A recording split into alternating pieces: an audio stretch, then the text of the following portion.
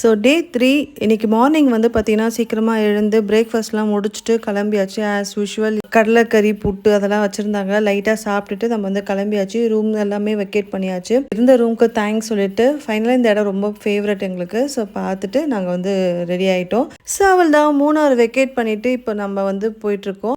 On the வேலை என்னெல்லாம் இருக்குது பார்க்கலான்னு பார்த்தா எலிஃபென்ட் சஃபாரி வந்து போகிறோம். நாங்கள் லாஸ்ட் டேவே விசாரிச்சுட்டு வந்தோம். கூட்டமாக இருந்தது அப்படின்னு சொல்லிட்டு. ஸோ இன்னைக்கு மார்னிங்கே ஃபர்ஸ்ட்டாக வந்துருங்க அப்படின்னு சொல்லியிருந்தாங்க. 1500 ஸோ ஒரு ஃபேமிலிக்கு பார்க்கலாம் அப்படின்னு சொல்லிட்டு. அண்ட் நம்ம வந்து எலிஃபெண்ட்டுக்கு வந்து ஃபீட் பண்ணணும் அப்படின்னா 100 ருபீஸ் சம்திங்கு. ஸோ அவள் தான். ஸோ இது என்ன மரம் பார்த்தீங்கன்னா ஜாதிக்காய் ஃப்ரூட்டு.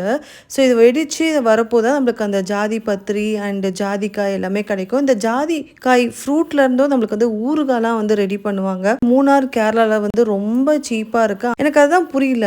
ஏன்னா இங்க எல்லாமே சீப்பா கிடைக்குது. எல்லாமே ஜாக் ஃப்ரூட் ஆகட்டும், கோகோனட் ஆகட்டும், இல்ல இந்த மாதிரி ஜாதிக்காய், கோகோ பவுடர், பட் சேல்ஸ் பண்ண போது ரேட்டு பார்த்தீங்கன்னா எக்கச்சக்கமா விற்கிறாங்க.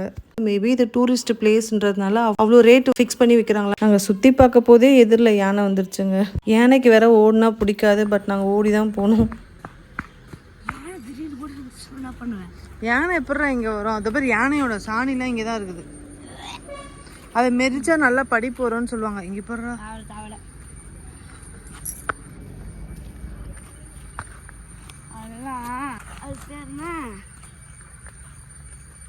மூட நம்பிக்கை. ஏய் இங்க பேர் யானை சங்கிலிலாம் வச்சிருக்காங்க பேர். அதெல்லாம் அடிச்சுட்டு போயிடும்.